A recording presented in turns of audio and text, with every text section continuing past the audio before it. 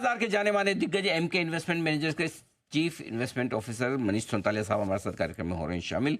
20 साल से ज़्यादा का लंबा गहरा अनुभव रखते हैं आप फंड मैनेजमेंट का, और इससे पहले आप मोतीलाल ओसवाल में सीआईओ के तौर पर और एसकेपी सिक्योरिटीज़ में वाइस प्रेसिडेंट के तौर पर काम कर चुके हैं। आपने एमबीए की डिग्री हासिल की है फाइनेंस में और इसकी कोलकाता से, और इसके अलावा आप आईसीडब्ल्यू में की डिग्री भी रखते हैं और चार्टर्ड अकाउंटेंट भी हैं, और कॉमर्स की डिग्री हासिल की है आपने ग्रेजुएशन के तौर पर सेंट जेवियर्स कॉलेज कोलकाता से। सोनतालिया साहब गुड मॉर्निंग, बहुत बहुत स्वागत है आपका, धन्यवाद हमें समय देने के लिए सर। सबसे पहले बताएं सर कि इस दिवाली से अगली दिवाली कितनी तेजी होगी ये बताओ।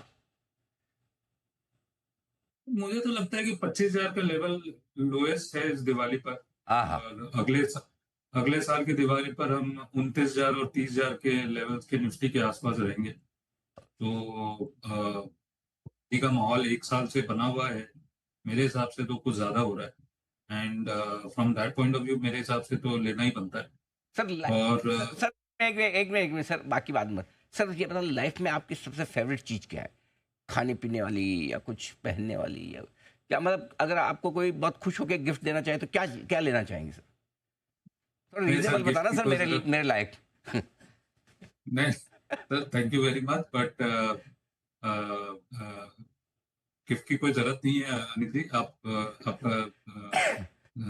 ये तो मैं समझ गया, आप कोलकाता के तो कम से कम संदेश या रसगुल्ला तो पसंद करते होंगे। मतलब सर मन जीत लिया आपने एकदम, आज खुश कर दिया एकदम। मैं ऑनेस्टली मैं बताऊं, एक तो देखिए बुलिश होना और ये 29-30 हज़ार सुनना तो अपने आप में अच्छा लगता है, वो अपनी जगह है।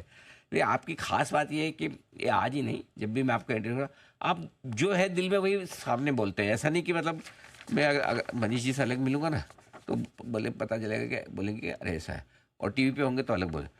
बहुत सारे एक्सपर्ट्स की ये समस्या है कि एक्चुअल व्यू टीवी पे कभी नहीं दे रहे, उनके जो दिल में जो मुंह में वही टीवी पे भी है। ये सबसे बड़ी खासियत है, क्योंकि बिल्कुल भी आर्टिफिशियल नहीं है।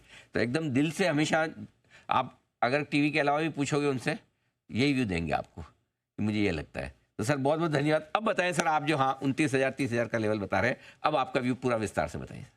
ऐसा है कि अब तो एफआईआई का भी यही मानना है कि इंडिया बहुत ज्यादा कोई ओवर वैल्यूड नहीं है। अभी तक तो ये नैरेटिव था कि एफआईआई बहुत नेगेटिव है इंडिया पर और डीआईएस तो पॉजिटिव है। बट अगर आप ये देखें कि इमर्जिंग मार्केट बास्केट में इंडिया सबसे बड़ा अंडर परफॉर्मर है, और 25% इमर्जिंग मार्केट बास्केट बढ़ा हुआ है, और इंडिया आज की डेट में 1-2% ऊपर है एक साल के लेवल्स पर। डेवलप मार्केट्स की बात करें तो सब 25-30-40% तक बढ़े हुए। तो मतलब इंडिया में इतनी क्या नेगेटिव हो गई कि आप इतनी मंदी में आ गए। तो मेरे हिसाब से तो कुछ ज्यादा हो रहा है नीचे की तरफ, और ये आगे जाके थोड़ा सा चेंज ही होगा ऐसा लगता है। दूसरी बात ये है कि इतना ओवरसोल्ड पोजीशन है मार्केट्स में, और फिर भी मार्केट 25,000 के लेवल्स को तोड़ नहीं रहा नीचे की तरफ डिसाइसिवली।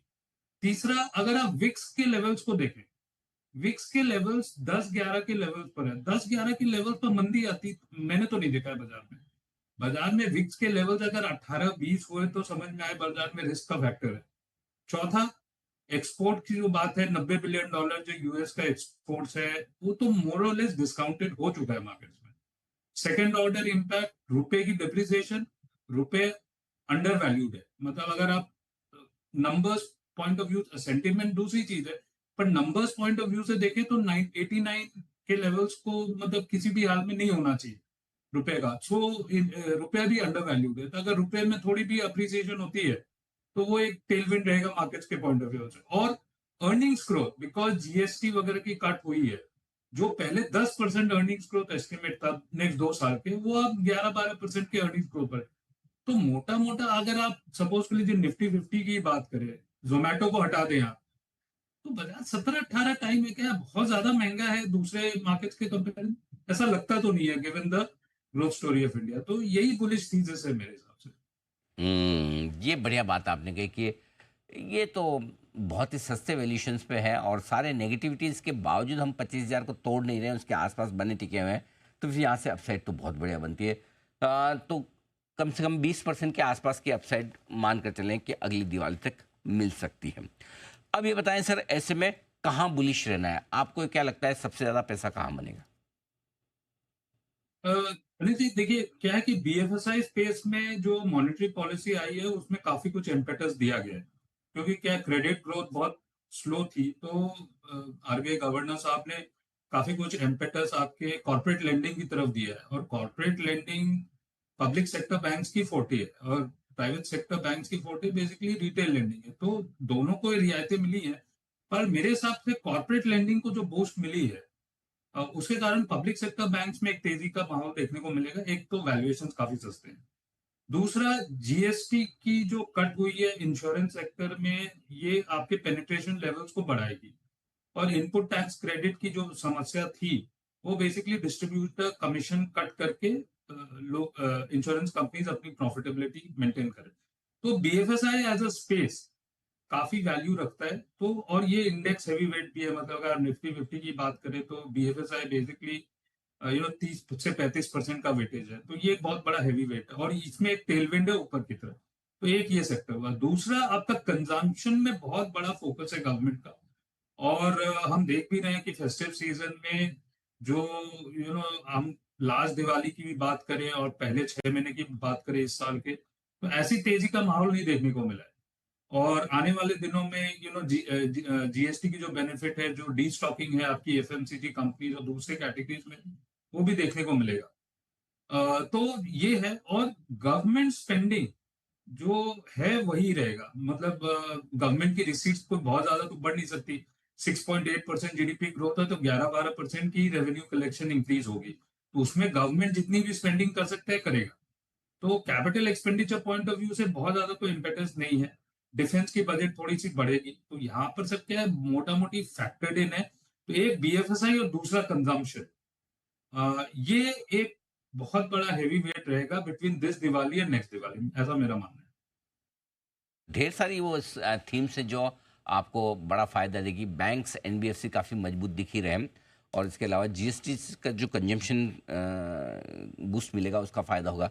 अब एक बात समस्या जो भारतीय बाजार में शायद लोगों को लग रही, वो है एफआईज की सेलिंग। आपको क्या लग रहा है, क्या वजह है कि अभी भी एफआईज बेचे जा रहे हैं? जो सारे पॉजिटिव आपको हमें दिख रहे हैं वो उन्हें नहीं दिख रहे हैं, और कब थमेगी, या उम्मीद रखी जाए कि वापस लौटेंगे भी? देखिए उसमें तो क्या है कि रुपए का जो गिरावट है वो बहुत बड़ा फैक्टर है। आप 2024 में भी देखें तो रुपए जब गिरता है तो फिर और कोई फंडामेंटल सामने दिखाई नहीं देती एफआईएस को। और इस बार भी जो टैरिफ की इम्प्लीकेशंस है, 25 हुए फिर 50 हुए, तो फॉर गुड रीजन और बैड रीजन आप देखें तो रुपए का लेवल अभी 89 के करीब है। तो ये एक सबसे बड़ी नेगेटिविटी है from the point of view FIS selling. अगर आप वैल्यूएशंस की बात करें तो वैल्यूएशन मोर और लेस डिस्कवर्ड है, ऑलरेडी फैक्टर्ड है। और जो चीज चेंज हो रही है मार्जिन पर, और ये आप और भी क्रॉस चेक कर सकते हैं, मेरे हिसाब से अब जनरली एफआईएस का ये मानना है कि इतनी जो मंदी आ चुकी है इंडिया के मार्केट में, उसके बाद क्या ओवर वैल्यूएशन अभी भी इंडिया को बोलना चाहिए? मेरे हिसाब से ये जो ओपिनियन है ये थोड़ा चेंज हो रहा है। और जो शॉर्ट कवरिंग उनकी पॉइंट ऑफ व्यू, वो मैसिवली शॉर्ट पर बैठे हैं। अगर इंडिया की घरेलू बाजार में डोमेस्टिक इंस्टीट्यूशन की बाइंग नहीं भी, और अगर उनकी शॉर्ट कवरिंग होती है, उसी में बाजार 500,000 पॉइंट बढ़ जाता है निफ्टी का। तो व्हाट इज चेंजिंग इज कि रुपए का जो अंडर वैल्यूएशन है वो बहुत स्टार्क हो गया है। तेल के दाम अभी भी कम ही है और नीचे की तरफ ही रहेंगे, यही सबसे बड़ा रिस्क फैक्टर है। और अर्निंग्स थोड़ी सी ग्रोथ की तरफ है फ्रॉम प्रीवियस ओपिनियन। एंड जो ओपिनियन है एफआईएस की वो चेंज हो रही है मार्जिन। बिल्कुल ठीक बात है। तो ये बड़ा एक कारण है जिसकी वजह से आपको एफआईएस की तरफ से भी एक्शन होता हुआ दिख रहा है बिकवाली का। मनीष जी, बहुत बहुत धन्यवाद आपका, आपने समय दिया और विस्तार से बाजार के डायरेक्शन के बारे में, इन्वेस्टमेंट के मौके के बारे में आगे के लिए आपने राय दी। Thank you so much sir. जल्दी आपसे फिर होगी मुलाकात। आज के लिए बहुत बहुत शुक्रिया। आइए बढ़ते आगे।